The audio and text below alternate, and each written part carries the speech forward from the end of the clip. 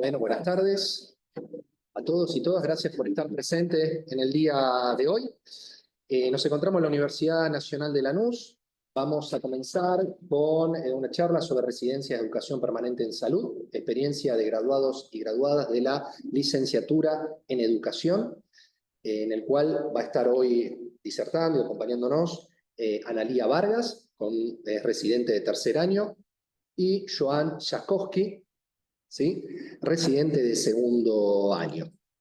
Esta charla, como gran parte de la charla sobre experiencia académico-profesional de los graduados y graduadas de la UNLA, lo que vamos a estar haciendo es grabarla. Hoy nos encontramos un 29 de abril del año 2025 y la vamos a subir a nuestras redes y también a nuestro canal de YouTube. Así pasa a ser también material de consulta permanente de todos aquellos que quieran tener acceso a la información y a las experiencias que nos dan Joan y Analía. Así que, sin más por decir, le pasamos la palabra al equipo. Muchas gracias por estar presente. Muchas gracias. Bueno, buenas tardes. Antes que nada queremos agradecer, tanto Analía como yo, a la Asociación de Graduados de la Universidad, de la cual, bueno, nosotros somos graduados de la Universidad de la carrera de la licenciatura en Educación. También al equipo que estuvo atrás de la organización, de la difusión, a Eli Villafañe, a Juli Cerdi y todo el equipo de graduados de educación que está desplegando diferentes actividades acá en la universidad. Así que bueno, me presento, soy Joan Manuel Tchaikovsky, recién igualmente nos presentó Ligüen, y acá va a presentarse mi compañera Analía. Hola, buenas tardes, ¿cómo están? Mi nombre es Analía Vargas, soy licenciada en Educación, egresada de esta hermosa casa universitaria y residente de tercer año de la Residencia de Educación Permanente en Salud. Bueno, les comentamos, más allá que nos presentaron como para disertar, en realidad es más que nada una conversación. Sí venimos a contar la experiencia. El año pasado tuvimos un antecedente. Esta charla es la segunda charla que tenemos desde la Residencia de Educación Permanente en Salud, y la idea es compartir experiencias, tanto la Analía como nosotros como equipo en realidad, porque ya desde hace un año y medio, casi dos, funcionamos como equipo en la residencia, y contar esto que es un poco la educación en salud, porque es un campo que quizás está muy explorado, pero cuando uno se anota en la licenciatura en educación y empieza a desplegar, siempre estamos pensando en escenarios más tradicionales como la escuela, la universidad, los profesorados, y es un nuevo ámbito laboral y también de formación que es muy enriquecedora y que los licenciados en educación tenemos la posibilidad de ir ensantándonos de a poco y a nada, explayándonos. El año pasado, cuando hicimos la charla que preparamos con Analía, estuvimos acompañados de muchas residencias, organizamos la charla y fueron en total nueve residencias, y la verdad que al haber 9 residencias, el tiempo de conversación un poco se caulló. Imagínense ustedes planificando un espacio con tanta gente que participar. Obviamente que es menor el tiempo para tener profundidad, entonces nosotros nos fuimos más descriptivos de lo que es la residencia y también contamos lo que son las residencias en general. Nosotros hoy vamos a compartir nuestras experiencias, qué hacemos en la Residencia de Educación Permanente en Salud, para que realmente se tenga más en cuenta los procesos de trabajo, y también después cómo es el ingreso para las personas que estén interesadas, porque hay muchos requisitos y eso sí es un montón. Sí. Es un montón. Parece la pagada, pero no es, no, me anoto ya. No. Y entender que la residencia en sí es la posibilidad de formarse y de estar trabajando al mismo tiempo. Muy bien. Así que vamos a admitir. Ahí le damos la bienvenida a María Laura, supongo que es. A ver si... Bienvenida María Laura y Silvina, ¿sí? Llegaron justo. Justo, recién arrancamos, ¿sí?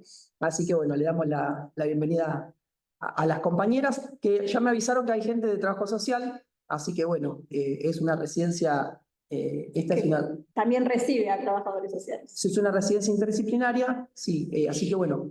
Bien, bueno, arrancamos un poquito algo de lo que estábamos diciendo. Bueno, algo de lo que estamos diciendo recién en relación a ay, que no me pasa la imagen. Ahí está. Ahí está. Bueno, cuando empezamos a pensar con Ana, dijimos, bueno, para dar este salto de educación a salud, y qué hace alguien en el campo de la salud, que preferimos hablar de un campo, que no hablamos de sistema de salud. No sé si ustedes escucharon que hablamos todo el tiempo de la palabra campo, porque incluso cuando uno empieza a entrar en el área de salud, el sector salud, se da cuenta que es un sistema no tan sistema, ¿no? Por lo menos de la definición del sistema que nos dan. Muchos autores, acá tenemos referencia, acá en la UNLA, que tenemos el Instituto de Salud Colectiva, hablan del campo de la salud. ¿Por qué? ¿Por qué, Analía? ¿Por qué la del campo de la salud? ¿Ustedes se imaginan por qué campo de la salud? Las personas que están en el Zoom, ¿se imaginan por qué campo de la salud? Puedo imaginar, pero no sé. ¿Quieres escuchar? Bueno, no. Claro, porque si la idea de pensar en un sistema termina quebrantándose porque el sistema está fragmentado, está desarticulado y así podemos seguir. Entonces, la idea de pensar en un campo es pensar como un campo que es abierto, que tiene multiplicidades de actores, que institucionalmente también hay una puja de poder, si se quiere. Entonces, es la idea de... Sí, A ver si me resuelve. sí, María Laura. Bueno, no sé, María Laura, si quisiste hablar, si querés levantar la mano, porque después hubo un ruido y no sabíamos si querías hablar o si querés se te activó el micrófono. ¿Sí, María Laura? Bueno, en realidad sí es eso, es tenerlo en cuenta como un campo de tensión, ¿no? De conflicto, ¿no? Y que hay un montón de actores, intereses, así como dice Analía. Y en eso dijimos, bueno, ¿cómo hacemos el salto? Y empecemos por lo que tenemos nosotros en nuestro programa de estudio. Nosotros, el plan de estudio nuestro es el de 2015, ¿sí? Esta resolución que ven en pantalla, que es la 045/15, es por lo menos con la que nos egresamos nosotros, ¿sí? En ese sentido pensamos que algunos de los alcances eran más cercanos a lo que hacemos nosotros. Exacto, poder linkear esta formación que nos da la licenciatura en educación con cómo nos desarrollamos y nos desplegamos dentro de la residencia, ¿no? Todo lo que tiene que ver con la formación, con contenidos específicos de salud y también contenidos específicos de la licenciatura. Sí, entendiendo que hay también gente de trabajo social, bueno, obviamente que no van a ser los alcances de su título, Claro. pero sí quizás les cuenta una idea de las competencias que hay que desplegar en la residencia de educación permanente. Y es verdad que es una residencia interdisciplinaria, pero demanda mucho de lo pedagógico, como lo dice el nombre. Y entender que nos nutrimos también de las otras disciplinas porque de ellos también aprendemos. No nos cerramos como un cajón así plegado sin agujeritos, sino que entendemos que el saber se tiene que circular y que en esa circulación está el diálogo con las otras disciplinas. Entonces, por eso es abierto a medicina, a sociología, bueno, a un montón de otras disciplinas y en ellas trabajo social, porque entendemos que también nos nutrimos de ellos para nuestra práctica profesional. Sí, así que bueno, lo deben haber leído, formular programas y proyectos educativos, evaluar diseños curriculares y programas educativos, diseñar y llevar adelante estrategias de capacitación y formación, asesorar y participar desde la perspectiva educativa en equipos multidisciplinarios, y acá diría multidisciplinarios e interdisciplinarios, como diferencia Elichiri, entre otras, ¿sí? Como Stoikiner también. Coordinar y participar en equipos de trabajo de instituciones educativas o ámbitos de conducción del Estado. Y ahora vamos a tratar de a poco de ir desarmando, no, pero sí desmenuzando cómo esto se puede dar en el proceso de trabajo, ¿sí? Y vamos a por qué entonces, ¿por qué educación en salud? ¿Qué hace un licenciado o licenciada en salud? ¿Sobre qué proceso de trabajo se integra? ¿Con quiénes trabajamos? Entonces, la idea es que en este proceso que vamos a estar haciendo la charla, se puedan ir respondiendo estas preguntas y también después vamos a dar espacio para que ustedes nos hagan preguntas a nosotros y así nos organizamos. Sí, y acá voy a hacer algo bien anecdótico, porque de hecho es una charla sobre experiencias. Hay un autor que nosotros trabajamos mucho, que seguramente lo deben conocer, que es La Rosa, que habla de la experiencia, ¿no? En términos de lo que nos pasa, lo que nos acontece. Bueno, ¿a mí qué me pasó? Cuando entré a trabajar en la residencia, muchas de mi familia, yo trabajaba otra cosa, muchos familiares me dicen, ¿qué estás haciendo vos en el Ministerio de Salud? ¿Qué haces ahí? ¿Por qué estás trabajando en salud un licenciado de clase? ¿Con qué se come? Me decían por poco, porque nadie entendía qué hacíamos. Y muchas personas tenían la idea de que el campo de la salud es un hospital, un centro de salud, y que nosotros vamos a trabajar con usuarios Claro. o usuarias. De hecho, cuando decimos no trabajamos con usuarios, bueno, Nos dicen, pero ¿vos le vas a enseñar medicina a un médico? Bueno, tampoco. Así que vamos a desandar un poquito el camino. Bueno, nuestra sede de la residencia es la Dirección de Docencia, Investigación y Desarrollo Profesional, que está ubicada en el Ministerio de Salud, en Monasterio 480, en Parque Patricios. Y ahora vamos a explicar por qué la residencia es de nivel central. Porque nosotros trabajamos con las disciplinas, con las residencias, tanto básicas, posbásicas, y es necesario estratégicamente que esté en este lugar, porque es ahí donde gestionamos todo lo que son los programas, el asesoramiento para el examen de ingreso a las residencias y demás, pero vamos a seguir avanzando porque si no spoileamos. Claro, sí, porque además, sí. Así que bueno, bienvenidos, ¿cómo están? Hola. Bueno, entonces, sí. Si querés venir acá, si no, vale, ya nos acomodamos acá. Está la cámara, ¿está?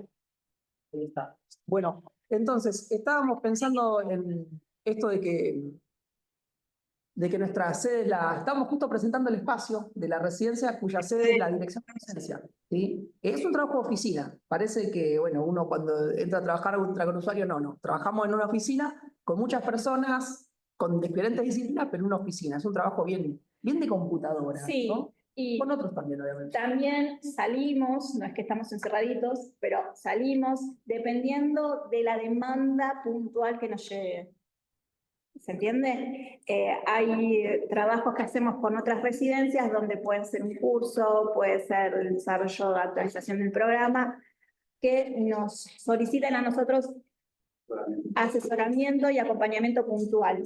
En ese sentido, tenemos la posibilidad de salir también para capacitarnos, jornadas, cursos, no es que... Bien, sí, y ahora vamos a presentar las principales áreas de trabajo con las que vamos mencionando de a poquito, ¿sí? Vamos a correr por acá y ahí está. Vamos a correr al otro lado. Muy bien. Esta es una de las áreas, dentro de las áreas de la residencia, las residencias tienen un programa que es como el currículum de las materias de la universidad, o también como pensar en el plan de estudios de una carrera. Es un programa, o sea que se puede pensar en términos curricular, ¿sí? La formación de formadores es una de las áreas, ¿sí?, en donde trabajamos. Formación de formadores, así como lo dice el nombre, implica trabajar sobre otras personas que tienen responsabilidad docente en el sistema de residencias. Como la residencia es un trabajo, pero a la vez nos estamos formando, tiene que haber una responsabilidad docente en términos pedagógicos y además una responsabilidad de gestión del trabajo también, donde haya un equilibrio entre lo que se trabaja y lo que se aprende. No somos trabajadores que vamos solo a trabajar, ni tampoco somos estudiantes universitarios que vamos a leer y a estudiar. De hecho, no tenemos exámenes de contenido. No hay. Y lo importante de entender que la propuesta de la residencia es como sujeto de educación activos. No estamos pasivos en leyendo o tomando una cátedra de alguna materia. Nosotros leemos, ¿sí?, debatimos entre nosotros y después accionamos. ¿En qué? En los cursos que damos, en la formación de formadores. Esa foto, la anecdótica, es con el curso de evaluación de desempeño de residentes de fonobiología. Esa fue la última clase y nada, nos acompañaron todo el proceso, fonobiólogas, coordinadoras, como ven ahí, coordinadoras locales y jefas de residentes en esa formación, ¿no? Porque, ¿qué es lo que pasa? ¿Por qué es lo importante del licenciado en educación en salud?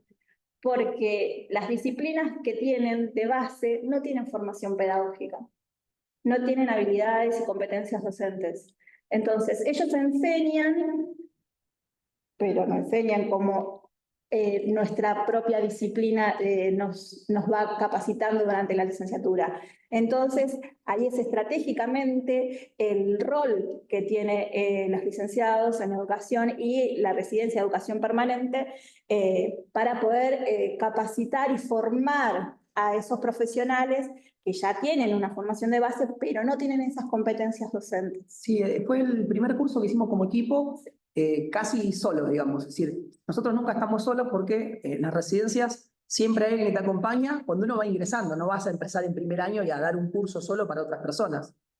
Nos fue acompañando nuestra coordinadora en ese momento, que es Karina Friera, y una de nuestras jefas también del momento, que es Celeste Banucci. Karina es psicopedagoga, licenciada en psicopedagogía, y Celeste es licenciada en Ciencia de la Educación de la Universidad de Buenos Aires. Fíjense que tenemos una psicopedagoga como coordinadora, a pesar de que la residencia es pedagógica, ¿sí? Entonces, la interdisciplina está en todo momento. Lo interesante fue que es como que en este momento nos dieron, hay algo que se llama autonomía progresiva. Uno arranca y no puede hacerse cargo de los procesos de trabajo. Entonces va aprendiendo en el hacer, en la formación en servicio. Y en un momento es como que nos dijeron, bueno, ya hicimos varias planificaciones juntos, a ver si se animan ustedes, y este curso lo terminamos casi solos con Analía. Claro, y hay una cuestión puntual que tenemos nosotros como la Residencia de Educación Permanente, es que nos estamos formando y a la vez formamos a otros. O sea, fonobiología no es que se forma y forma a otros, se forman ellos. Nosotros nos estamos formando y formamos a otros.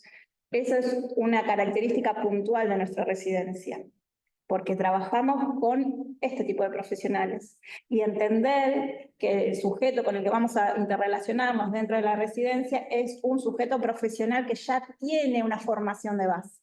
Sí, y además en este aprender otras no es solamente aprender de fonoaudiología y conofoaudiología, sino entre nosotros. Ana es de tercer año, yo soy de segundo. Cuando yo arranqué en primer año, obviamente que Ana fue un soporte bárbaro para mí. Entonces también entre residentes aprendemos mucho. Yo empecé y era como un pollito mojado. Y ahí Analía me dijo, bueno, vení para acá que te seco por lo menos, ¿sí? Un poco la fruta, y me explicó muchas de las cosas que bueno, después fui aprendiendo. Y bueno, eso es, de alguna manera hay un andamiaje, también en términos de esa compañía que está organizada, está planificada, ¿no? El equipo coordinación, que implica a la coordinadora y la jefa, y nosotros también tuvimos instructora, sí, tenemos instructora, también como es esto entre nosotros también, entonces hay como un soporte que hace que uno vaya desplegando esa autonomía progresiva. Así que este fue el primer curso que formamos a formadores. No son estas personas residentes, estas son jefas y coordinadoras de las diferentes sedes de fonoaudiología.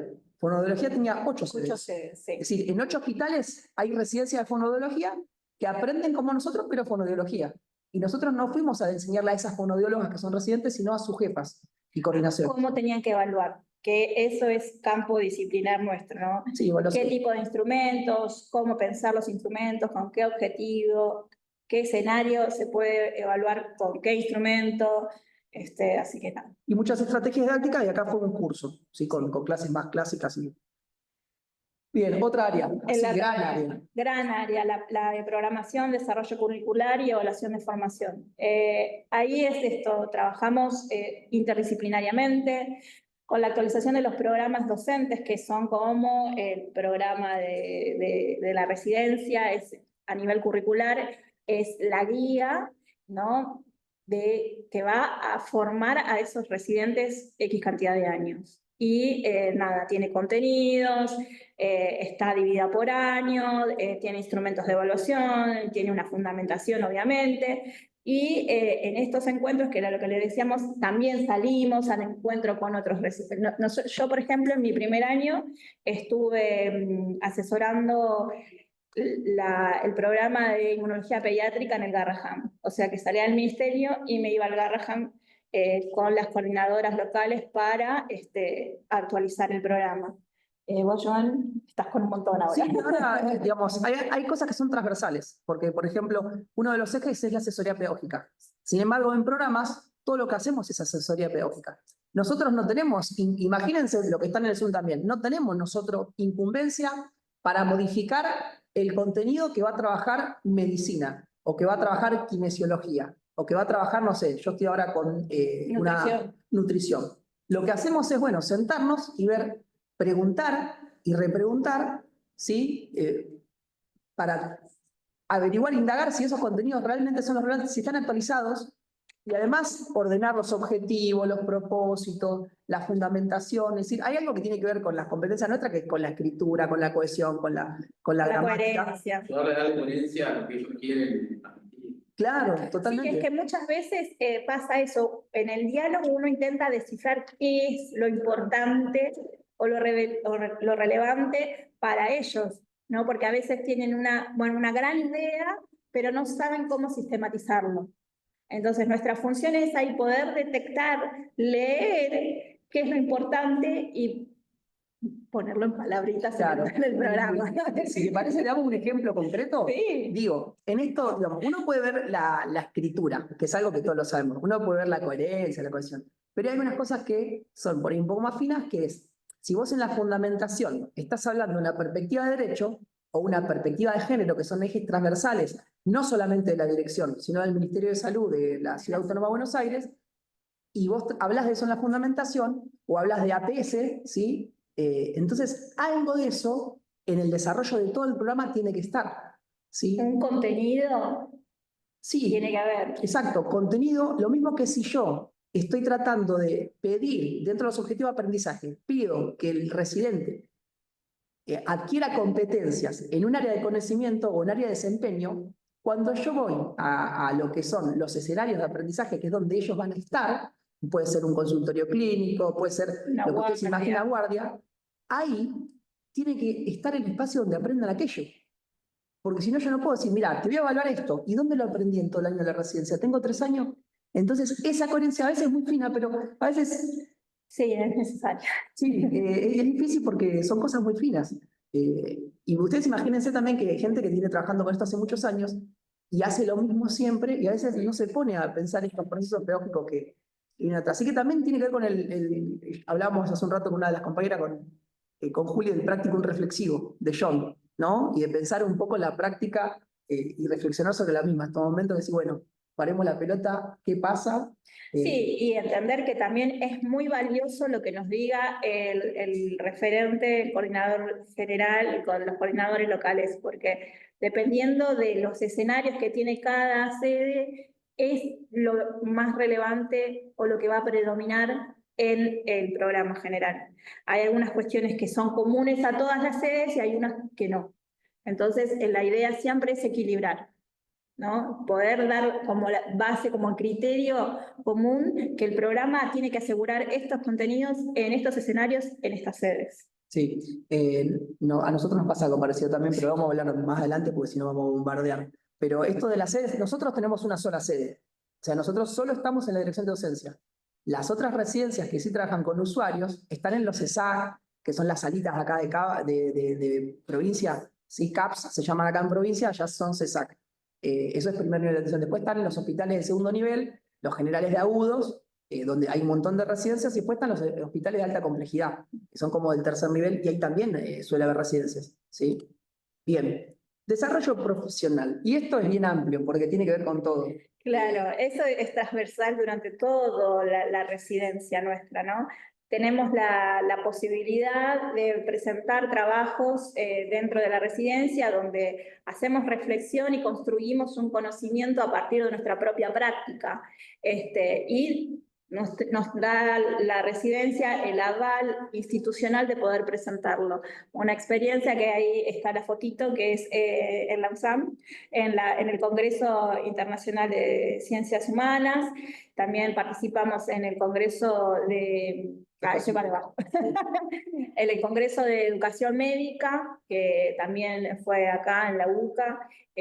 Ahí fue más bien de poder aprender todas las exposiciones, ¿no? Y después tenemos, por eso hablamos de desarrollo profesional, elaboramos informes, distintos tipos de informes que tienen que ver más con la gestión de la capacitación, que nos permiten aprender o desarrollar otro tipo de aprendizaje. Sí, además hay algo que tiene que ver con la producción del conocimiento, es acercarse a esa instancia de cómo diferentes disciplinas construyen el conocimiento. Nosotros que trabajamos mucho con las que son médicas, que después tienen sus especialidades, ¿no? Pero acercarnos al CAEM, que es el Congreso Argentino de Educación Médica, supuso ver la agenda de lo que es no sé cómo nombrarlo sin que suene, a ver, para no ser duro, pero es dentro de la medicina lo que se ve en ciertos espacios. Había muchas empresas patrocinando para que se den una idea. Atenciones que hay. También, sí, que había muchas de las charlas que eran cosas que, digamos, suelen estar, algunas que son por ahí, incluso cosas que se decían en la charla que a veces uno en la práctica parecen inviables. Pero también está el contenido como lo ideal y lo que realmente puede pasar en un sistema como el nuestro, ¿no? Que está con las características que analicé hace un rato. Yo me recuerdo en el primer año tuve la participación también de modo virtual, porque era un congreso virtual, pero era latinoamericano, en educación de residencia, que se llamaba LACRE, pero en inglés. Y ahí tuvimos la posibilidad de ingresar y estar con pares de distintas partes del mundo, Canadá, México, Chile, y era poder nutrirse de cómo ellos arman los programas, qué tipo de formación dan a los técnicos, cómo elaboran los cursos. Nada, fue como, Sí. estoy hablando de esto en el 2022, recién salidos de pandemia, o sea, ya se hablaba sobre inteligencia artificial, cómo en Canadá utilizan la inteligencia artificial para formar a los médicos internistas, o sea, era como, yo estaba, daban cómo podían gestionar el aprendizaje de los propios especialistas, los propios residentes, para que utilicen la IA en el sentido de ver la prolongación de la enfermedad y su distancia con la medicación para poder prolongarle la vida al usuario. Fue como, estamos hablando de 2022 en esa época. Entonces, tiene la posibilidad la residencia de hacer esos nexos con otras instituciones, con otros espacios que, digamos, si lo tendríamos que hacer por nuestra cuenta, no llegaríamos. Sí, y además también tratar de traer esas discusiones a lo que es la formación de especialistas profesionales. Y lo situado, porque digo, Canadá es otra cosa y estamos acá en la Argentina con otra realidad, digo, ¿no? Eso no significa que tengamos que bajar la calidad de la formación, sino cómo podemos nosotros gestionar y colaborar con una formación de calidad para los residentes, que eso redunda en una atención mejor. Y eso esperamos que suceda. Sí. Bien, que todo eso redunde en la mejora en lo que es el acceso al derecho a la salud. Tal cual. Así que bueno, asesoramiento pedagógico, hace un rato dijimos que es algo transversal, porque en el trabajo con programas, digamos, es un área donde uno se sienta con personas, coordinadoras generalmente o coordinadores de una residencia, y se sienta a conversar en esto que es el camino curricular, ¿no? Así, bueno, yo tengo este programa que lo tengo de hace 8 años, lo quiero actualizar, porque hay muchas cosas nuevas, no sé, en nutrición en ese caso, o en el área de salud mental. Bueno, en el 2010 hubo un cambio de ley muy importante, ya pasaron 15 años. Entonces, ¿qué sucedió con eso? Hay que cambiar el programa de salud mental. Entonces, ese tipo de cuestiones, ¿no? Cuando se cambian las leyes o cuando hay procesos de trabajo muy novedosos, sí, o pasa mucho con la tecnología también en kinesiología, que ellos tienen distintos tipos de aparatos que antes no existían, que evidentemente tensionan a la formación. ¿Cómo se integra eso al programa? Claro, y nosotros, asesoría pedagógica, como conocimos acá en la universidad con Andreossi y Nicastro, que es un texto que tenemos en la carrera, por lo menos nosotros lo tuvimos, sí. Nicastro y Andreossi, y el rol del asesor pedagógico, y también tuvimos el análisis institucional con el famoso cara y seca. Sí. ¿Sí? Sin embargo, en el ámbito de la salud, cobran aristas particulares en relación a la institución, que no es la institución escolar, obviamente que mucho nos sirve de lo que hemos estudiado acá en la aula, pero es todo el tiempo una resignificación de los textos, una resignificación en términos de llevarlo a salud y una resignificación en relación a que incluso estando ahí, no es que lees los textos como nos pasa a todos, no es que uno lee los textos y ya se lo sabe, ya los vivió, los experimentó, sino que a medida que se da esto de la formación en servicio y uno va tantas horas al trabajo y va y esto, y todo esto el asesoramiento se va dando en las discusiones donde ahí tenemos aciertos y a veces que no, tenemos también... No, y también tenemos incógnitas, porque hay una realidad que hay que aceptar, que uno no sabe todo y que uno va aprendiendo haciendo también. Y obviamente recurriendo a los textos. Sí. Así que eso es como es el encuentro que se da entre personas que empiezan a hablar de un proceso de trabajo. Y bueno, pasamos también a la parte de todo lo que tiene que ver en el curso, en lo que tiene que ver con el desarrollo del concurso de ingreso a las residencias, el examen de residencias. Ahí cobramos un rol muy importante porque asesoramos a la construcción de la bibliografía que se presenta para el ingreso a las residencias y las preguntas de examen. Sí, ahora en un ratito nosotros vamos a hablar del ingreso y vamos a ver cómo es el concurso. Pero esto que dice Ana, es un momento para las personas que quieran conocer la residencia o quienes estén interesados quizás en ingresar, es un momento del año muy álgido en términos de trabajo. No es que le estamos diciendo no se anoten, no, para nada, es hermoso. Pero es un momento que lleva mucha intensidad porque Tienen demandas. Claro, cada equipo se arman duplas generalmente. Nosotros no estamos solos, porque somos residentes, estamos con otra persona que tiene otro rol de planta generalmente. Y de a dos, lo que hacemos es asesorar la bibliografía.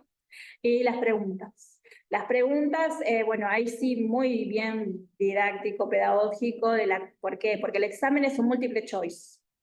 Entonces tenemos que ayudar y colaborar a que la pregunta esté bien formulada, los distractores también, y que la pregunta correcta encaje articuladamente con el resto, que no quede en evidencia de que es la correcta.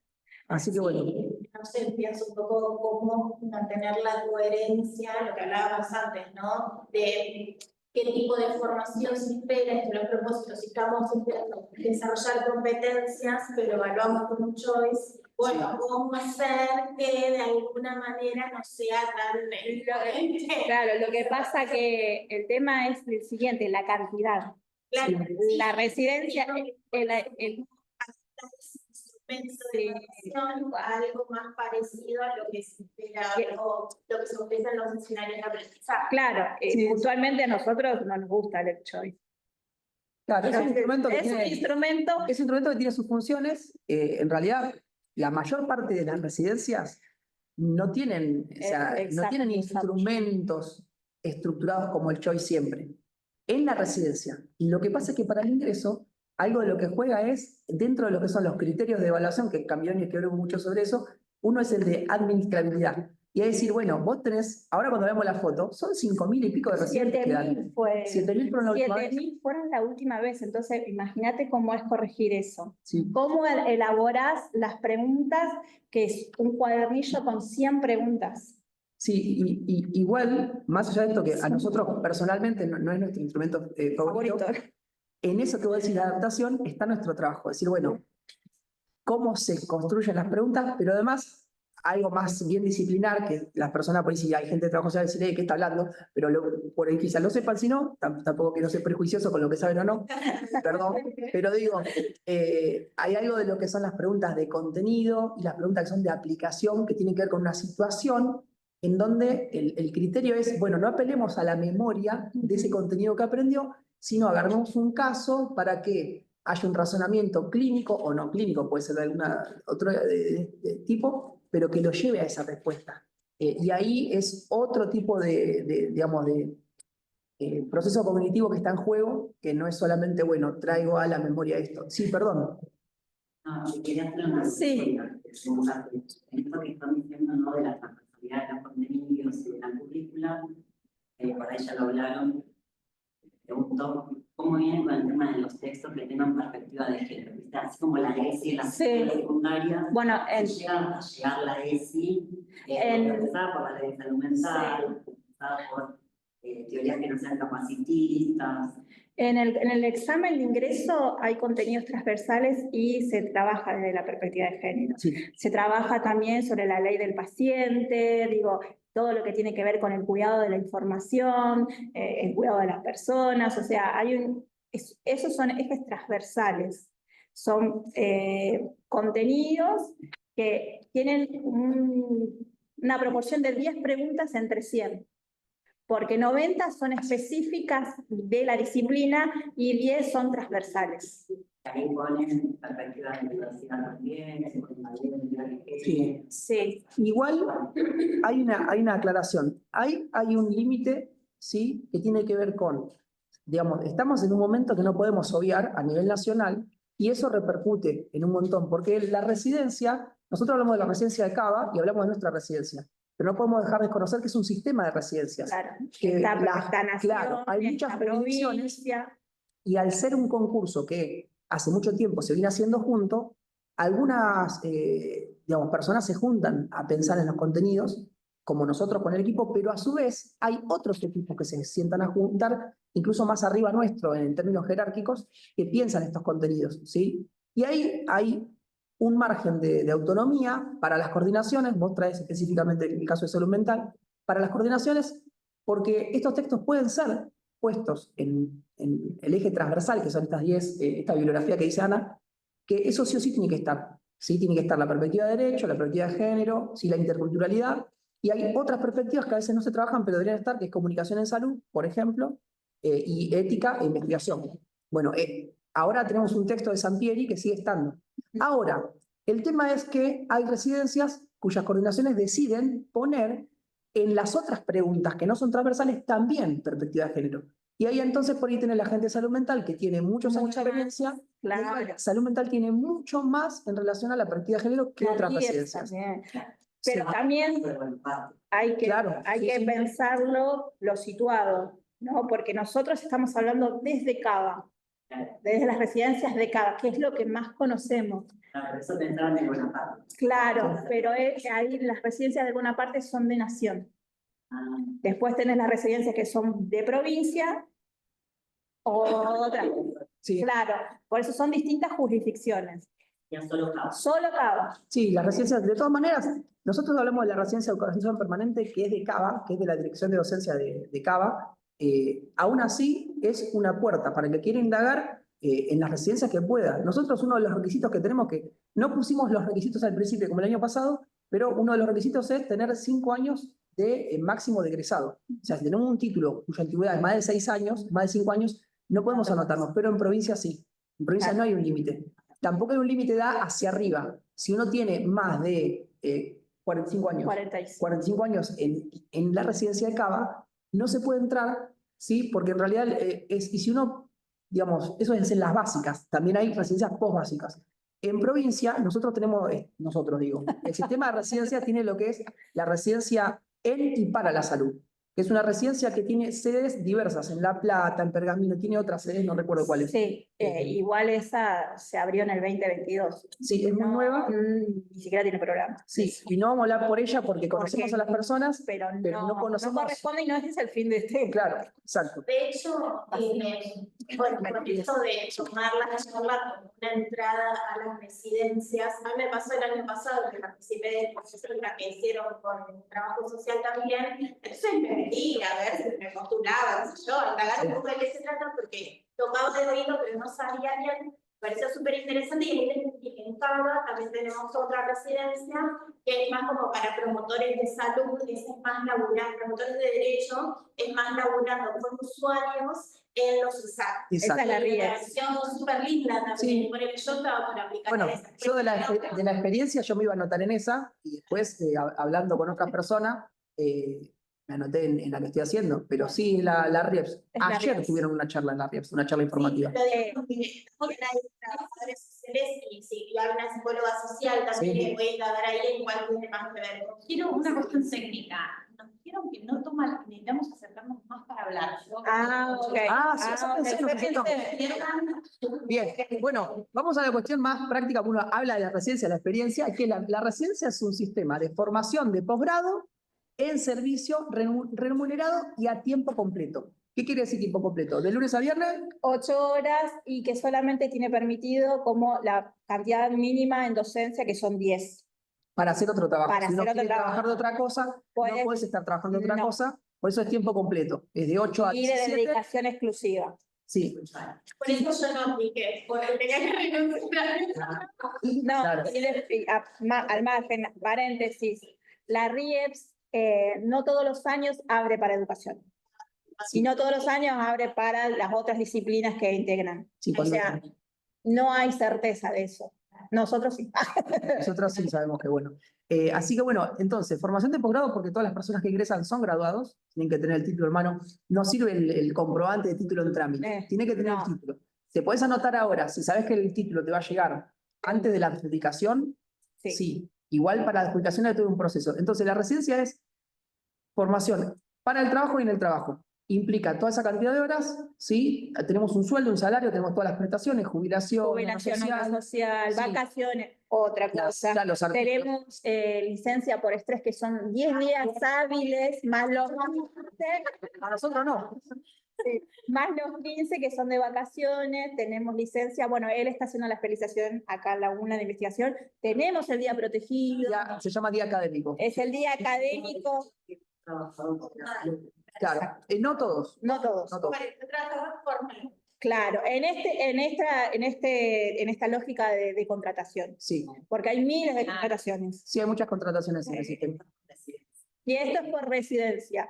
También, nada, entender eso, que tenemos la capacidad y el poder de seguir formándonos y que en nuestro caso la residencia nos protege ese tiempo. Sí, y una cosa importante, lo que se trata de hacer por posgrado es, o sea, en ningún lado te van a dar Nosotros en nuestra residencia no tenemos certificación de especialidad, ¿sí? Es decir, nosotros decimos posgrado porque es posgrado porque van a trabajar y formarse gente que ya hizo el grado.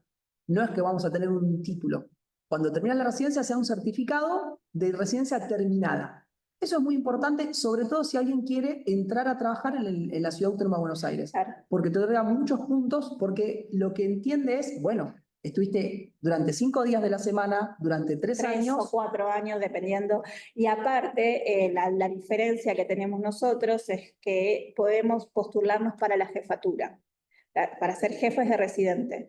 Esa posibilidad de ser jefes de residentes nos da 1 año más de trabajo, porque hacemos el acompañamiento más de docencia, y también nos suma puntaje para si después queremos presentarnos a algún concurso, tenemos otro escaloncito más. Sí.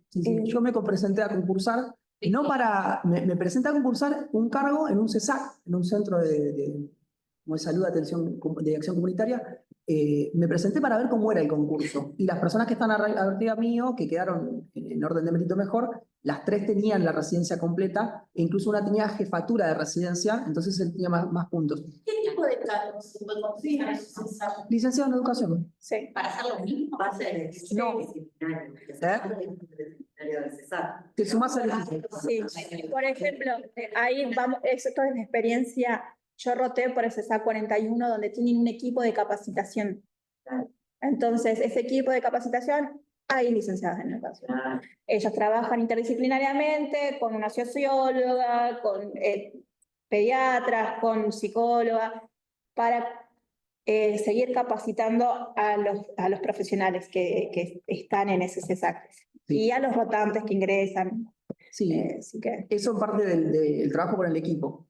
Hay otros CESAC, por ejemplo, donde yo me fui a concursar, que finalmente no quedé, igual era esa, mi motivo era ese, era ir a experimentar cómo era el concurso, que es un proceso difícil igual, sí. Pero ese CESAC, por ejemplo, tenía una licenciada en educación que además de trabajar con el equipo de salud, trabajaba en algunos dispositivos con los usuarios, como por ejemplo una juegoteca, o por ejemplo el mapeo de actores sociales, que implica también ir al territorio y pensar en qué instituciones hay cerca que tengan algunas actividades de apoyo escolar. Entonces, ella, por ejemplo, hizo un mapeo de, obviamente, las escuelas, los CPI, pero también de comedores comunitarios, de centros culturales. O sea, por más que vos te integres a un centro de salud, siempre vas a tener que hacer el trabajo interdisciplinario. Bueno, en esta mirada de campo, de la salud, hay otro lugar que también es como medio de salud, pero no es salud, y qué sé yo, donde los licenciados de educación también tenemos que hacer, que es en las defensorías zonales, que es dentro del organismo de niñez y adolescencia del Consejo de Derechos de CABA. Entonces, ahí también tenemos un rol, no todas las defensorías zonales tienen licenciados en educación, pero sí se hace el laburo de promoción de derechos. Bueno, acá está algo que ya dijimos, son las disciplinas que pueden ingresar. Bueno, además de nosotros como licenciados, licenciadas en educación, psicopedagogía, sociología, psicología, ciencias antropológicas, trabajo social, ciencia de la comunicación, comunicación social, medicina y enfermería. Y este detalle que ya dijimos hace un rato en relación al límite de edad hacia arriba y también la antigüedad del título, ¿sí? No, y otra cosa que no lo pusimos ahí, pero dentro de la formación de la residencia, en el tercer año puedes optar por una rotación electiva, que es vos gestionarte dónde querés ir a aprender algún contenido específico. Eso puede ser dentro de la jurisdicción donde vos estás, en nuestro caso Cava, provincia, el interior del país y al exterior. Sí. Ah, re bien. Sí, esa posibilidad de dar la residencia, porque vos vas como, digamos, como residente a otro espacio, a otra institución, y te formas de ese contenido que vos, y con ese objetivo con el que vos vas a ese lugar, a ese espacio. Claro, sí, eso es muy importante. Eso es muy importante porque uno tiene que armar un plan de rotación electiva, o sea... tenés que armar un programa, tenés que hacer las conexiones con el otro lugar. enmarcarlo en el proceso del programa tuyo, o sea, el programa de educación permanente, Claro. tenés que agarrar algunos ejes para decir, bueno, yo quiero ir acá para aprender esto en función de este programa, y además que no, tampoco se hace solo. Pues. No se hace el solo, siempre es acompañado, ¿no? Pero bueno, la residencia tiene esa posibilidad que estás trabajando y también podés ir a aprender en otro lado y vas a seguir cobrando tu sueldo y tu puesto va a estar asegurado cuando vuelvas. Eso lo está en calidad, ¿no? Exacto, es una característica que no tiene otro tipo de formación. Sí. Sería contrato por su tipo. Empieza y tiene fecha de finalización. Claro. En 3 años, En sí. 3 años, y con la posibilidad de extenderlo a la jefatura en nuestro caso. Sí, todas las residencias tienen jefaturas, pero ¿qué pasa? A veces algunas residencias entran 2 o 3 por año y se tiene que elegir entre Claro. algunos. Se elige porque primero en algunas residencias votan los compañeros, en otras residencias quizás el mecanismo es otro, pero lo que sí siempre incide es la evaluación de cada residente, ¿sí? En teoría, para ser jefe tenés que tener mínimo de tantos puntos. Sí, y la Entonces, propuesta que vas a presentar en tu jefatura. el plan de jefatura. Y además, si vos no querés, no te Que presentás. es la planificación por un año de tu acompañamiento docente hacia el presidente. Sí, es muy La importante. manera docente, digamos, acá que Claro. va haciendo la planificación en las escuelas que participás y demás. Claro, y es interesante porque vos tuviste 3 años como residente y si vos identificaste necesidades formativas o algún componente de lo que vos transitaste como residente, ¿no? Que acá no... Que decís, bueno, pero esto no, bueno, ahora soy jefa, yo quiero ir por acá. Ir por acá. A mí me parece que esto quedó medio flojo o yo le quiero dar la impronta este año de residencia, valorar esto. Bueno. Y para cambiar una vez al año, digamos, de espacio. La jefatura es un año, no se puede prolongar. Pero en esto que dicen que son 3 años el contrato, vos podés un año trabajar en ese hospital, al otro año en otro hospital. No, nosotros, no. En el caso nuestro de educación permanente y en el caso de las otras residencias, siempre tiene una sede de anclaje. En nuestra es la dirección de docencia. Estamos ahí los 3 años, sí tenemos lo que son las rotaciones. Yo mañana termino de rotar por el Garrahan, aunque estuve 2 meses, ¿y vos empezaste? Yo empecé en abril en el CODEI, en el Hospital Piñero, que es el Comité de Docencia e Investigación, sería la pata de la dirección en los hospitales. Sí, la rotación es bueno. En esto de planificar, se planifica un espacio para aprender, ¿no? Para alcanzar objetivos que nosotros en la dirección de docencia no podemos. No tenemos. Hay contenidos y escenarios puntuales y específicos que no tenemos. Sí. Por ejemplo, formación de grado, primer nivel de atención, por lo que es un CESAC, el nivel el de hospital. Yo en primer año estuve rotando en el hospital italiano, o sea, nos articulan esos escenarios para poder aprender contenidos que dentro de la dirección no lo vamos. Un pase de sala, que dije el otro día. Un pase de sala. Un pase de sala de pediatría y me quedé.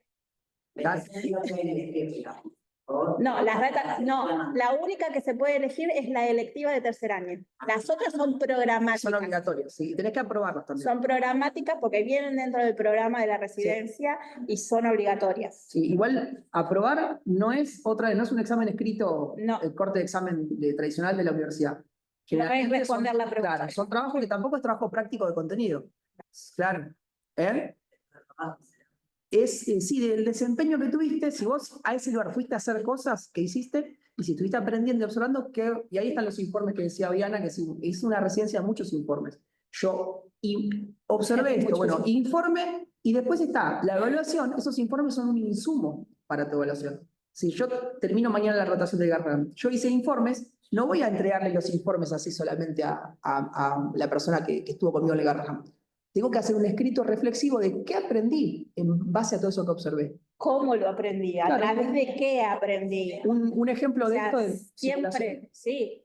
En el Garrahan vimos simulación. Nosotros vimos mucho sobre simulación, ¿sí? Y simulación, digo, para que les quede más cerca, por ahí en educación lo tenemos. Simulación, digo, RCP, con los muñecos o traqueotomía. Vieron que los médicos tienen que abrir acá cuando hay dificultad respiratoria y hacer el agujero.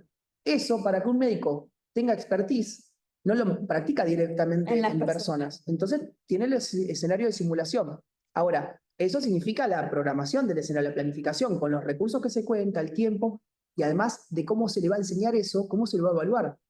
Entonces, el Garrahan tiene un segundo piso con un montón de aulas en donde está el centro de simulación, y nosotros eso en la dirección, que es una oficina, no lo tenemos. Entonces vemos a los médicos. Podemos llegar a leer de simulación, porque tenemos, eso nos decimos, tenemos espacio de lectura, que le decimos tertulia, donde nosotros estudiamos y debatimos sobre esos autores. Sí, o sea, podemos debatir sobre simulación, pero otra cosa es verlo. Sí. Nosotros leímos sobre pase de sala, pero otra cosa es verlo. Sí. Entonces, la lógica de aprender en el contexto de trabajo es otra lógica. Sí. Me parece como muy interesante que decís en realidad de pensar no solo qué aprendí, sino cómo lo aprendí. Y en el Zoom, sobre todo, hay compañeras que son estudiantes avanzadas de la licenciatura en educación.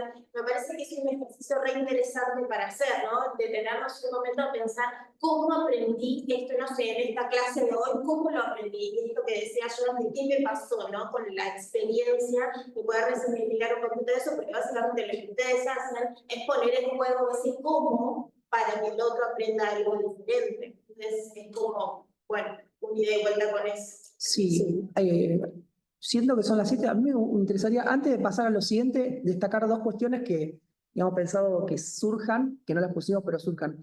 Primero, lo que es educación permanente en salud. En un momento, no sé si fue Marcos o Eli, pero hablaron del capacitismo, ¿sí? Y en otro momento empezamos a hablar de cómo se aprende, y también hablaste en relación a la Defensoría de los Derechos del Niño. Bueno, dos cuestiones, que primero es el enfoque de educación permanente y segundo es el enfoque de la complejidad en relación a los problemas de salud. En primera instancia, nosotros, como equipo, nosotras, en todo el equipo y mucha gente del ministerio también, sobre todo la dirección de docencia, no hablo de todo el ministerio que tiene un montón de áreas, entendemos que los problemas de salud son complejos. Y en ese sentido están atravesados por la dimensión social, económica, política, territorial. Por eso entendemos que se trabaja de manera interdisciplinaria y que ninguna disciplina puede quizás solo hacerse cargo de ese problema, salvo que sea algo específico, muy puntual, pero nunca lo termina haciendo. Y pensemos en un caso específico como la tuberculosis, en donde creo que es un ejemplo claro, o bueno, hay muchas, sobre todo ahora que estamos en una epidemia de enfermedades crónicas, hay mucho que pensar del contexto y también pensar de las formas que se aprende eso. ¿Sí? En ese sentido, no estamos de acuerdo quizás con lo que es el paradigma del concepto de estilo de vida, ¿no? Que tiene que ver más con por ahí meter la responsabilidad en la persona usuaria, sino sobre todo en pensar que hay atrás toda una dinámica que hace que esas condiciones de vida, lo que son los determinantes sociales de la salud, lleve a esas personas a padecer determinadas enfermedades, que no es su responsabilidad, su estilo de vida, sino que es, bueno, esta persona puede comer así. ¿Por qué puede comer así? Porque trabaja 14 horas en un taller textil. ¿Y su hijo por qué está así? ¿Por qué no sale a hacer ejercicio, no va a la escuela? Y porque está en el taller textil y tiene su nene al lado tantas horas. Entonces, por supuesto que si lo ve una fonoaudióloga, esa relación que ese nene tantas horas tuvo con ese entorno, ¿se entiende? Entonces, entender los problemas de salud de manera compleja, aún a pesar de que nosotros no siempre trabajemos con esos problemas de salud. Y que no vamos a trabajar con usuarios. Entender que nuestro objetivo es trabajar con los intermediarios, que son todos los profesionales que van a trabajar con los usuarios. Entonces, acompañar ese proceso, por eso es muy importante para nosotros es la reflexión sobre la práctica. Poder entender, ¿no?, los ejes de comunicación, cómo se comunica, la perspectiva de derecho, cómo todo eso se interrelaciona en la formación de los profesionales que después van a estar acompañando al proceso con los distintos usuarios. Sí, y en relación a la educación permanente, es esto de decir, bueno, justamente hay un texto de Davini que es muy significativo de la residencia en general, que habla de educación permanente y pone en duda esto de la educación, un paradigma de la educación continua con lo que es la educación permanente. Nosotros cuando decimos que aprendemos en el trabajo y para el trabajo, decir, bueno, es la formación es como inacabada, nunca estamos plenamente formados, algo de que leemos mucho con Analia, que es Gilles Ferry, que habla del de Marché, ¿no? Como que en el camino uno se va formando, y en ese sentido es, bueno, se aprende en todo lado, en todo momento. No significa que un curso o una capacitación no sirva, pero siempre marcado de un proyecto. No como, bueno, me sacan de este lugar, imagínense en un CESAC. Me invitaron al hospital a tener este curso y voy del CESAC 3 días al curso. Si ese curso está enmarcado en un proyecto en relación a las prácticas, buenísimo. Ahora, si ese curso está recortado totalmente y trae una problemática incluso de otra tierra, de otro territorio, sí, y me enseña sobre aparatología que yo no voy a tener, ¿y para qué no? Entonces, siempre es la crítica en relación a el para qué, el cómo en los procesos educativos, que no es más que nada la planificación. Exacto. Bueno, vamos a esto que es lo más importante. Sí. Porque yo lo que quería preguntar era, pensando en esto, ¿no? Porque en el sistema de salud, hablar de la ley de salud mental es correr el modelo médico hegemónico, el paradigma heroico, ¿no? Como el médico como salvador, a un modelo más social donde se labura interdisciplinariamente, en esta complejidad que decía yo antes. ¿Cómo lo ven ustedes esto con el cambio de gobierno en nación? ¿Lo hubieran afectado en su práctica profesional? Porque provincia tiene otra realidad donde se sigue sosteniendo una perspectiva de derecho más amplia, más transversal, con perspectiva de género, derechos humanos y demás, y nación viene haciendo recortes cada vez más. Yo digo, ¿eso lo ven afectado en sus prácticas profesionales o todavía lo siguen viendo bien? Es una pregunta difícil, pero yo asumo el compromiso. Yo trabajo mucho, incluso yo doy clases en la UNAP, en la Universidad Guillermo Brown, y trabajamos mucho con estudiantes de ley de salud mental. Y voy a ser sincero, nos queda un poco alejado nosotros pensar si la ley de salud mental se incorpora o no, porque no solamente estamos pensando si se sostiene a nivel de gestión macro, sino estamos pensando si los profesionales que trabajan con la ley de salud mental. Ahora, nosotros nos atraviesa, nos interpela mucho lo que pasa con las residencias porque estamos conectados todo el tiempo. Tenemos un grupo que es de Cava, que son 700 personas, en donde hay conversaciones constantes. Generalmente las que llevan la palabra son 10, 15, a veces menos. Cuando hay reuniones virtuales hay a veces 10, 12, a veces menos. Sin embargo, tiene mucha fuerza. Vos tuviste una experiencia más fuerte que yo, que la mía.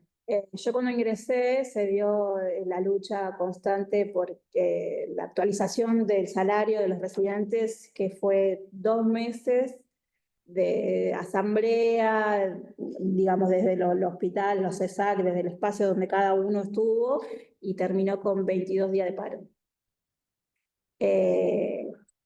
Hay una cuestión política que atraviesa las residencias siempre. No es que estamos alejados, se cierra la puerta y todo lo que pasa en ese... No entra.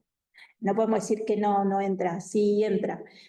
Hay una cuestión que, digamos, nosotros estamos a un nivel, no estamos tan cercanos a lo que pasa con los hospitales, con los centros de salud, estamos a nivel central. Entonces, por ahí lo que nos llega es a vos. Sí. Pero no en cuerpo con otra persona, en la interrelación con la otra persona, en cómo se atienden a los usuarios. Ahí yo no te voy a decir porque no tengo ese acceso. Sí, en relación a esto de poner el cuerpo y demás, nosotros estuvimos en el Garrahan y en el Bonaparte todas las veces, sí. La última marcha de salud federal fuimos, sí. Una sola vez no pudimos ir por justo ese día, o sea, a veces alguna vez fui yo y ella no. Otras veces sí, pero... Pero la última vez no fuimos porque yo estaba re descompuesto y vos te va a pasar algo así. Pero sí. Fue la única vez. Después siempre estamos en las marchas. Sí. Ahora, hay otro tema que es, digamos, que es difícil de hacer. En esto que Foucault habla de los capilares del poder, ¿no? Y en eso digo, por más que la ley hable de la ruptura del paradigma asilar manicomial, ustedes dicen provincia acompaña. Aún así, sabemos que las leyes, no es que una vez que se sancionan, se regulan, se ponen en práctica, que hace falta un montón de instrumentos en relación a la financiación del Estado, por ejemplo, para casas de día. Sí, tenemos un documental que hizo como es el ahora ministro de provincia, que es Kreplak, que es detrás de los muros, creo que eso, derribar los muros. Claro. Entonces, hay documentales y hay experiencias, lo que no significa que pase en todos lados. Es decir, hay instituciones que siguen siendo instituciones de encierro y hay profesionales que vienen formados de hace 40 años con otra ley, como la 22914, que no era una ley de salud mental, era una ley más punitivista que tenía que ver con el sujeto de riesgo, ¿no? De hecho, esa ley habla de adictos y toxicómanos, creo. Entonces, es una ley anterior. Entonces, también en el proceso de formación de las personas, entendiendo lo que es la educación permanente, esas personas no solamente se formaron quizás en otra disciplina, quizás en otro momento, incluso las disciplinas han cambiado en la historia.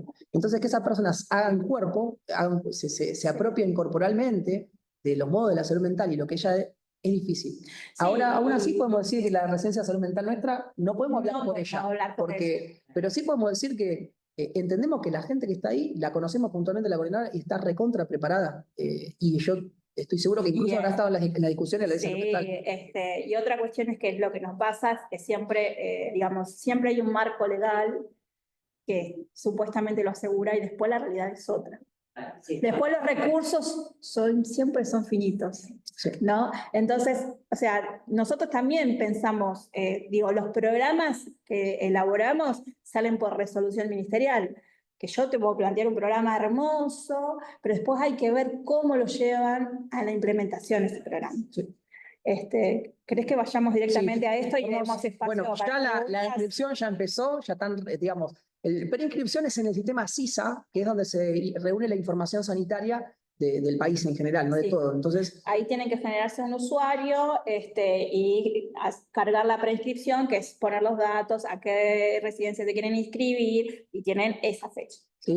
Así que es ya, el 9 de mayo termina, quedan algunos días, pero es como muy ya, ¿sí? Un poquito más de una semana. Y después la inscripción presencial, que es del 28 de abril, o sea, ya empezó hasta el 16 de mayo, que es llevar los papeles que subieron virtualmente al CISA, es corroborar que, digamos, que sean originales. Bien, ahí no sé si la imagen está hace un montón, después igualmente lo pasamos para que puedan tomar. La fecha del examen es el 1 de julio, y ahora vamos a lo que es el examen. Bien, dale. ¿Qué es esto? Es el examen multiple choice, que es así, son 100 preguntas, donde tiene 4 opciones y una es la correcta, que se juntan el promedio de ese examen, del multiple choice, con tu final de la carrera, donde se hace un promedio.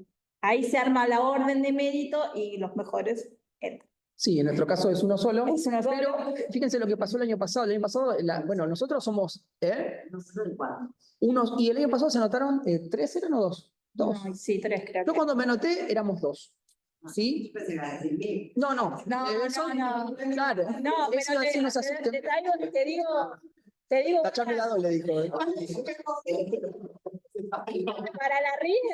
Para la RIEPS se notaron 80 personas, o sea, sí, pero bueno, nada, en nuestra residencia es un puesto, y obviamente el que tiene el mejor promedio entra, pero miren lo que es la magnitud, eso fue en el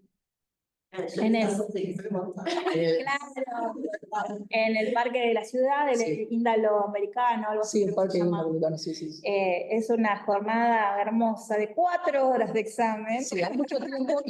Imagínense que si es las preguntas no son fáciles, son 100 preguntas. Si ustedes toman 1 minuto para leerlas ya cada una, son 100 minutos. Entonces, por eso está pensado para que sean 4 horas de examen. Y bueno, ahí obviamente va año. Sí, pero...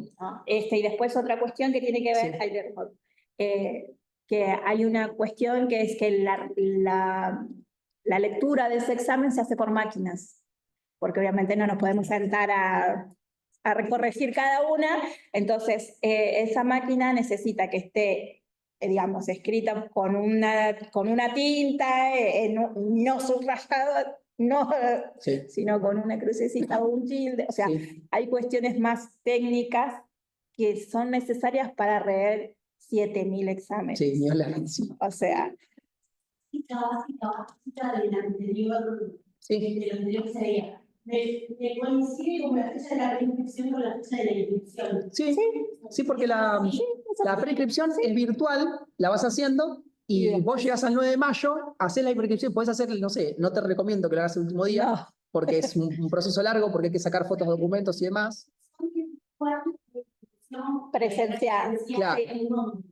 Depende de, la para nue- nosotros, el monasterio. La nuestra es el Monasterio 480, donde mostramos al principio. Bueno, el Choice, decíamos, tiene mucho tiempo, hay preguntas que son de aplicación al estilo de caso. O de, de información, O de que son más bien cuándo se creó la ley, ta, ta, ta, ta. Sí, quizás sí, algunos conceptos teóricos. Muy. Ahora, fíjense que está la bibliografía. En esto de entender que la educación permanente, la formación en todo momento, hay algo importante que tiene que ver con la bibliografía. La bibliografía, en esto de la bibliografía que se elige en términos de derecho y toda la bibliografía en general, supone un aprendizaje en sí mismo, por más que uno ingrese o no a la residencia. Es decir, yo leí mucho para entrar, estuve un mes leyendo, ¿no? Cosas que ya incluso había leído en la carrera, pero que no lo había entendido de la misma manera, y me encontré con esos materiales. Yo egresé en el 2021 y empecé en el 2014 a estudiar. Entonces, en todo ese tiempo, hay materiales que se me fueron. Cuando los volví a encontrar, ya no era el mismo, ¿sí? Uno nunca no es la misma persona, nunca. Entonces, en ese sentido, fue, bueno, si yo no quedaba, todo eso iba a seguir siendo mío en términos de lo que aprendí. Entonces, es acercarse a ese campo de conocimiento que supone la educación en salud, el rol del asesor pedagógico, porque la bibliografía está como separada también en áreas.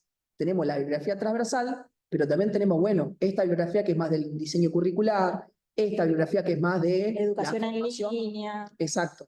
Entonces, uno va, digamos, de una manera leyendo en términos de lo que sabe, tratando de leer todo, sí, pero Y que si no lee todo, igualmente es un proceso de aprendizaje. Exacto. Por más que no ingreses este año, te queda para el año que viene si querés. Sí. O sea, y estás aprendiendo a estudiar desde otras lógicas, porque es para rendir un examen multiple choice. ¿Hicieron el texto de Atli?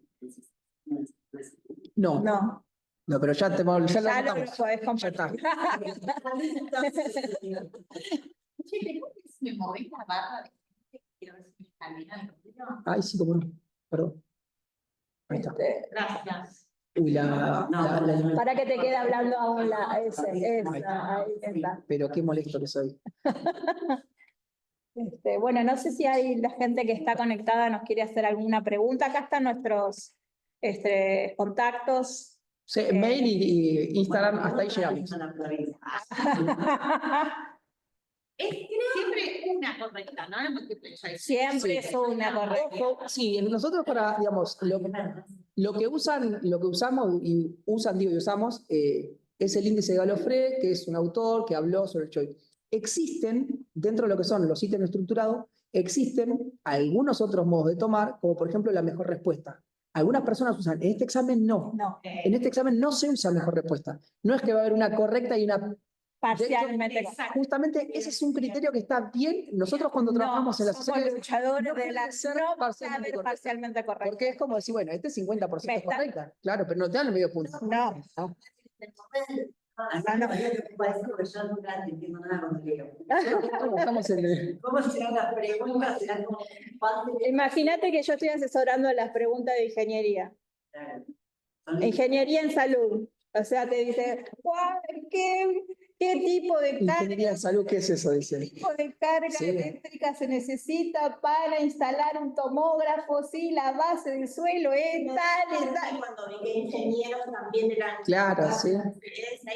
Ingeniería civil, ingeniería electrónica, o sea, Está el equipo de salud, está el apoyo al equipo de salud, que es como en términos amplios, bueno, sí, dentro de lo que es el equipo de salud, bueno, uno generalmente, una persona generalmente se piensa en, no sé, medicina, enfermería, psicología, que lleva muchísimas personas también, es Sí. una de las carreras que más se anotan, pero después tenés esto, tenés economía y administración hospitalaria, arquitectura. arquitectura, legal en salud, o sea, hay abogados también. O sea, Nosotros trabajamos con, no es extraña que esté en salud, pero trabajamos con musicoterapia. sí, musicoterapia, sí.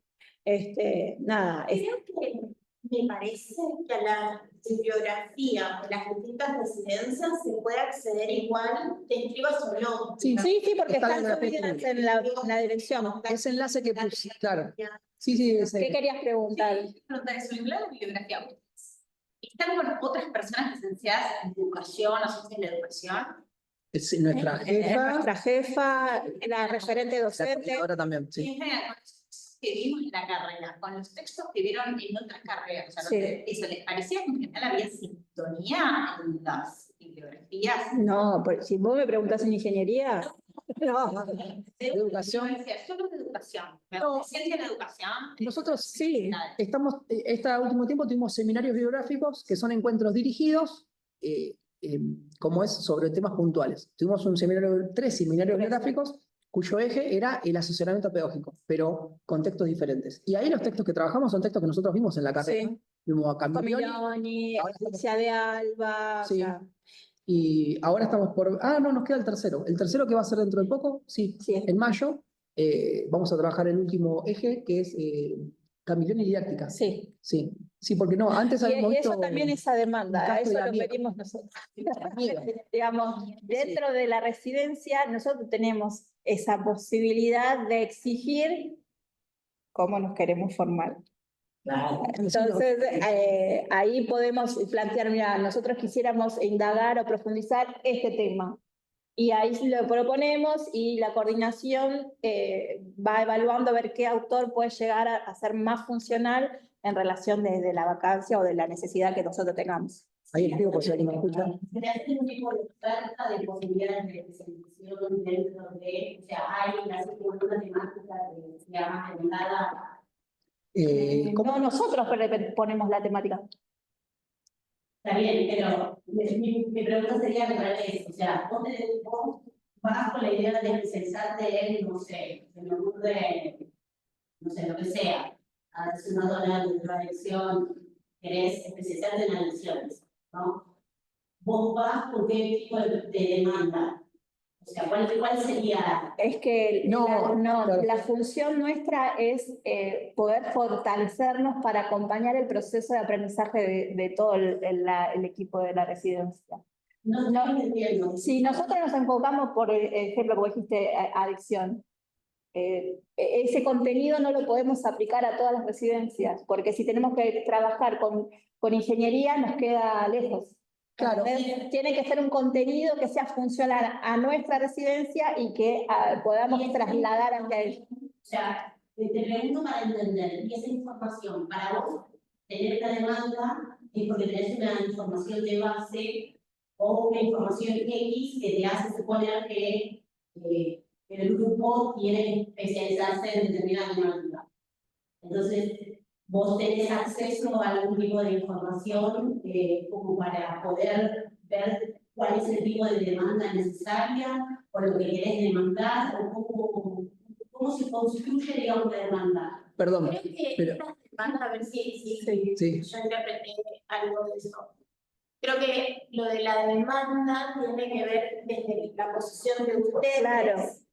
Bueno, qué tipo de contenido, formaciones necesitamos para seguir fortaleciendo este rol de asesor pedagógico, formador de formadores y demás. Entonces, por ejemplo, algo que pueden demandar para que haya una formación puede ser, no sé, puede ser cualquier cosa, formas de evaluación, ¿no? Claro. Entonces, son fortalecer para todas las residencias. Claro. Tiene que ser un contenido común. Claro, el tema es... Claro.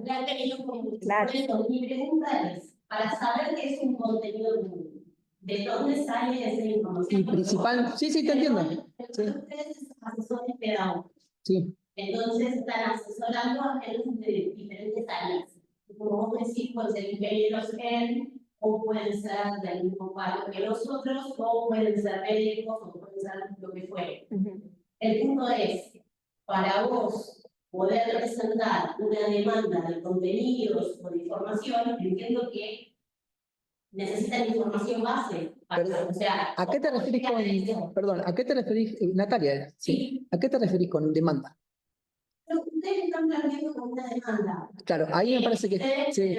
de asesores pedagógicos, pueden demandar un tipo, una especificidad de temática. Ah, entonces ahí... Sí. ¿Cómo se construye esa especificidad de temática, dado que ustedes están como en el medio de muchos equipos de trabajo? Claro, sí. Entonces, ¿de dónde recaban la Y información? principalmente acá el programa. Es decir, nosotros tenemos cualquier necesidad formativa que nosotros identifiquemos, decimos, bueno, a nosotros nos está faltando esto.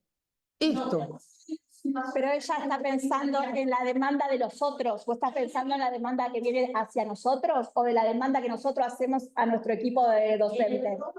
De asesores, ustedes asesoran a la gente, Sí. ¿no? Y en el rol de asesores ustedes pueden generar una demanda de contenido para, entiendo, ustedes mismos Sí. y para esa gente. Sí. Ahora, si ustedes se quieren especializar en una demanda, Sí. la demanda que parte de ustedes, Sí. ¿de dónde la construyen? Por ejemplo, de simulación. Yo entré, no sabía nada de simulación. Educación en simulación.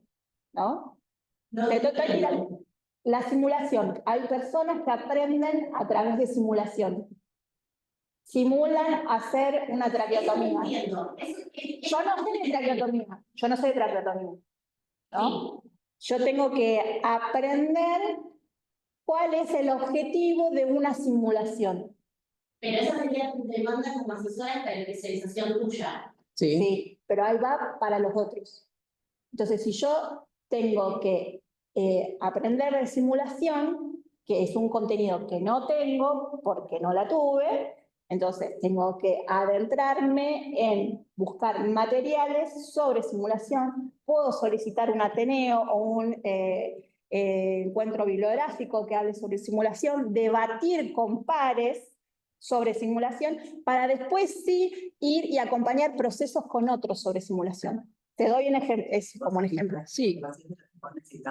Exacto. Y además hay otro, en ese plano, específicamente en simulación, algunas demandas, voy a hablar de la construcción de la demanda, no es que nosotros solos y solas las. Entonces, en demanda, ¿qué pasa? Nosotros fuimos al CAEM hace tiempo y simulación es un campo que está creciendo hace mucho. Hace muchísimo. Entonces, la dirección de docencia y el los ministerio licenciados en ven que hay educación tienen muchas, un rol claro, muy importante. ven que hay muchas instituciones privadas o públicas que están empezando a pensar en simulación.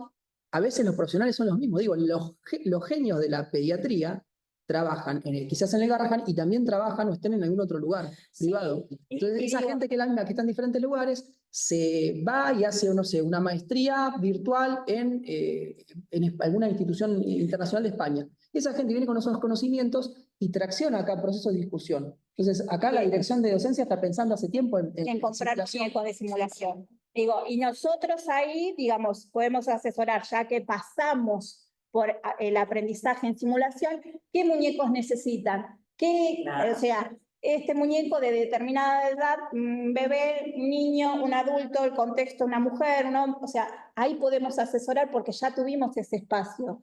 Y ahora la demanda viene por actualizar y brindar capacitación en RCP, que es reacción cardiopulmonar, pero por simulación, porque no se hace sobre personas, se hace sobre muñecos. Justo de romper esta cosa de que hay muchos, bueno, es frecuente que las personas se enseñan cosas que no saben. Exacto. No, que está mucho de que siempre tenés que... Hay una frase de cirugía que dice, mira uno, hace uno, enseña uno. ¿No? Entonces, es como la residencia intenta romper con eso. Pero no pienso en esto de, como desde una perspectiva más de educación popular o feminista, incluso de aprender con el cuerpo, ¿no? De que atraviese el contenido, el conocimiento, que uno lo pueda vivir para poder trasladarlo también, ¿no? Para poder No tiene preguntas. Genial, porque Por eso decía de ese lugar. en ese lugar se vuelven actores claves de conectar ese conocimiento que el cirujano fue a Estados Unidos a aprender y lo trae, y que ustedes estén en los Ateneos, escuchando a los otros comentando, y eso ustedes después lo pueden fijar y lo pueden diseminar, ¿no? A otros espacios. Entonces, me parece que hay el licenciado en educación, o gestión educativa, el profesional de educación, se vuelve un nexo articulador de los saberes populares, feministas, que van construyendo y se van actualizando continuamente, porque la educación permanente es alguien que traduzca de manera simple la información para incorporarla en lo cotidiano. Exacto. Entonces creo que ese es el impacto. Y esa es la situación real, porque no es aprender solo teoría, sino es en la situación real, porque yo voy al hospital a ver cómo hacen un pase de sala, yo voy al Garrahan a ver cómo hacen la simulación en traqueotomía, o cómo practican para hacer sutura a los cirujanos. Entonces yo estoy viendo cómo aprenden. Estoy poniendo el cuerpo, ¿entendés? Lo que decía él, ¿no? Claro. Como vos estás viendo el cómo directamente para después transmitirlo de manera Exacto. Sí, y a la vez como evaluando ese cómo, mirando, esto no. Y críticamente también, y críticamente, porque a veces digo, hay mucha gente que dice, no, esto se hace así. ¿Y por qué se hace así? ¿Por qué se hace así? Bueno, y ahí está la lucha de los egos. Claro, pero yo diría que claro, es una propuesta del modelo médico hegemónico, que era tipo autoritario, clasista, ¿no? Porque Sí. después es como que es el médico, que es lo que habla de COVID con una subjetividad heroica. Hay que romper con ese médico que tiene soberbia, que se cree que está allá, y tenemos que hacer esa transposición didáctica Tal cual. popular para que la gente tenga un mejor vivir. Sí, y acompañar ese proceso. Yo me acuerdo que en mi segundo año, todavía no había ingresado Joan, una médica generalista me decía, una coordinadora local, yo sé lo que los residentes tienen que aprender, pero no sé cómo decírselo que lo tienen que aprender. Y ahí estamos nosotros. Es el rol estratégico del licenciado en educación. Y es un campo que no está muy... No, de hecho, hay un espacio gigante para nosotros también, ¿no? y de hecho en debates entre educadores, a veces es como difícil encontrar ese punto de entendimiento cuando decimos, bueno, ¿qué les proponemos para cómo atraviesen estos contenidos que tenemos que aprender a los estudiantes de distintos ámbitos? ¿No? Es como, bueno, no sé, lo otro, como si fuera sencillo, ¿no? Como si cada grupo fuera igual, como cosas que ya sabemos que no son así, pero a la hora de armar una planificación, bueno, es como muy el esquema que ya se sabe y ese lugar de seguridad, porque salir a buscar esas formas de cómo se parezcan más a las necesidades que tienen esos estudiantes, bueno, es más un desafío, es más artesanal, es más el hecho artístico. Tal cual. ¿Querés que cortemos Sí, ahora? vamos a hacer. Vamos a hacer una cosa, si se quieren quedar nos avisan, nosotros vamos son 7:30, vamos a darle un cierre formal al encuentro y después si quieren quedarse conversando, apagamos la grabación y seguimos conversando, no hay problema, pero ya porque quizás hay gente que tiene que hacer algo de ustedes o de la gente que está reunida virtualmente, que así que bueno, les agradecemos, les agradecemos ya a la hora, les agradecemos mucho la presencia, la participación y estar hasta esta hora. Y bueno, si tiene alguna Estamos pregunta... disponibles, están los correos y también preguntar que nos quieran hacer. Así que bueno, hace un rato yo puse si hay una pregunta, veo que no hay, así que voy a ya dejé de compartir, voy a dejar de grabar. Y bueno, les agradecemos mucho, sobre todo a la asociación de graduados, a Eli, a Juli, que hizo un montón de laburo, también a los demás compañeros que están acá, compañeras que están presentes.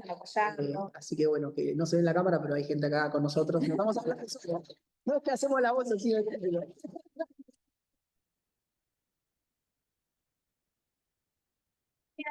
Que es bueno porque se habla un montón de esta disciplina blanca.